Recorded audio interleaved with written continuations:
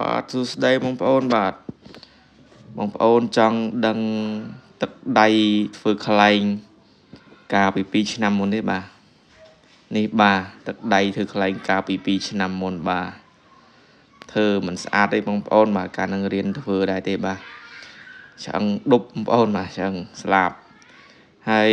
ការធ្វើនេះបាទរៀនពីពូអីខ្លះទៅចេះតែមកធ្វើឆាន់ឆៃទេបាទការធ្វើនេះកាច់ស្លាប់កែវក៏បានល្អស្អាតអីដែរបាទស្លាប់កែវក៏មិនមើលទៅ perfect អីដែរបាទបងប្អូនមកមើលវីដបាទឆ្អឹងកដានេះយូរហើយបងប្អូនបាទធ្វើឆ្អឹងកដានេះបើសិនជាសាច់ចូល3ឆ្នាំហើយបាទឆ្អឹងកដាលបាទយកពីខ្លែងបងមកការបងគាត់ធ្វើលួសបាទយកមកពូគាត់បែកចែកឲ្យមកគាត់ចែកឲ្យមកក៏បានមកធ្វើលេងហ្នឹងបងប្អូនបាទតែខ្លាញ់នេះសុំសរសើរដែរបងប្អូនបាទអត់ចាញ់ខ្យល់បាទធ្វើហត់ចាញ់ខ្យល់បាទមកមើលដងឯកម្ដងមើលបាទបងប្អូនបាទនេះដងឯកបាទនឹងស្អឹងស្អីនឹងស្អីទេបាទកាត់ធ្វើនេះចេះតែធ្វើឲ្យតែបានបាទកាលហ្នឹងហើយអណ្ដាតអីហ្នឹងបាទអណ្ដាតអីតបងប្អូនតយកសំឡេងឲ្យព្រោះបាទដងឯករុំខ្សែបងប្អូនបាទដងឯកនេះយូរដែរបងប្អូនចូលរយៈពេល2ឆ្នាំដែរបាទធ្វើជាមួយខ្លែងបាទ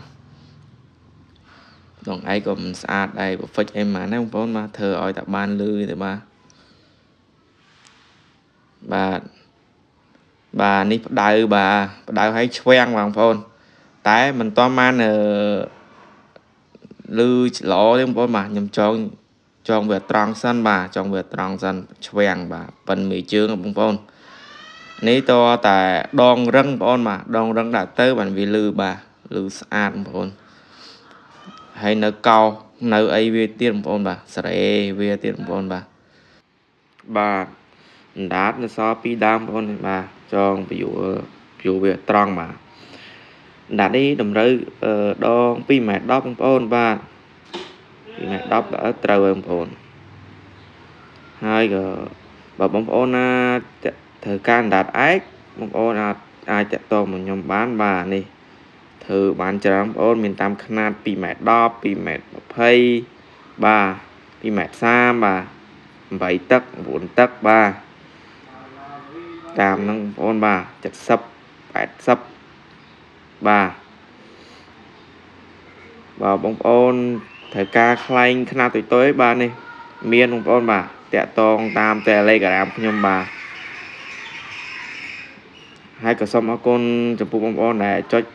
Subscribe ចុច Like បាទទស្សនាវីដេអូខ្ញុំមួយនេះបាទសូមអរគុណច្រើនបងប្អូនបាទ